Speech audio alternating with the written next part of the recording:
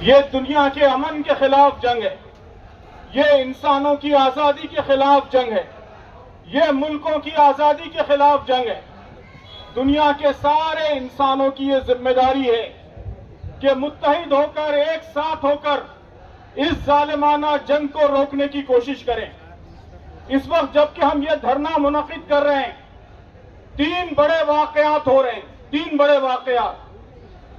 پہلا واقعہ یہ کہ ابھی 4 گھنٹے پہلے یونائیٹڈ نیشنز نے یہ ڈکلیئر کیا ہے کہ غزہ میں مکمل بھوکمری ہو گئی ہے، بھوکمری، فیمائن ڈکلیئر کی ہے، اور کہا ہے کہ یہ فیمائن، یہ بھوکمری اس صدی کی سب سے بڑی بھوکمری ہے۔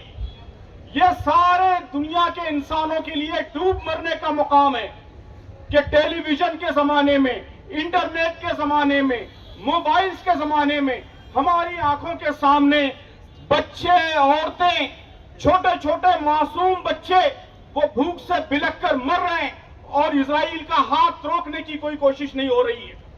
دوسرا بڑا واقعہ محترم دوستو یہ ہوا ہے کہ اسرائیل نے اس کا جو بہت ہی بدنام پلان ہے، ایون پلان، آج ہی اس کو ڈکلیئر کیا ہے، جس کے تحت ایسٹرن جیروسلم اور ویسٹ بینک کے درمیان 35,000 لوگوں کو لا کر بسایا جا رہا ہے۔ کہا جا رہا ہے کہ یہ پلان اگر کامیاب ہو جائے تو پریکٹیکلی فلسطینی ریاست ختم ہو جائے گی۔ دنیا کے 21 ملکوں نے، جس میں فرانس جیسا ملک شامل ہے، کینیڈا جیسا ملک شامل ہے، آسٹریلیا جیسا ملک شامل ہے، ان سب نے اس پلان کی مذمت کی ہے۔ ہم ہماری حکومت سے، حکومت ہند سے مطالبہ کرتے ہیں کہ فوری، امیڈیٹ اس پلان کی مذمت کریں اور اس پلان کو روکنے کے لیے میدان میں آئیں۔ تیسرا واقعہ آپ سب جانتے ہیں کہ غزہ کو مکمل طور پر کنٹرول کرنے کی کوشش ہو رہی ہے۔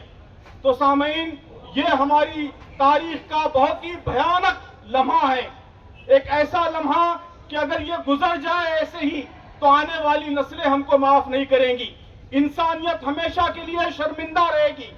ہم سب کی یہ ذمہ داری ہے کہ ہم اٹھیں، اپنی اپنی حکومتوں پر دباؤ ڈالیں 4 چیزوں کے لیے۔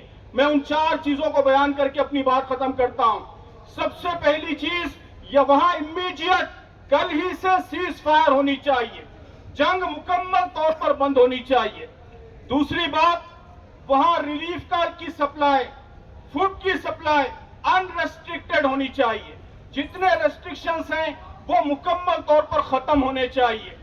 تیسری چیز، انڈیپینڈنٹ فلسطینی ریاست کے قیام کا فوری فیصلہ ہونا چاہیے، دنیا کو ہر ممکن دباؤ ڈالنا چاہیے اور جلد سے جلد آزاد فلسطینی ریاست قائم ہو جانی چاہیے۔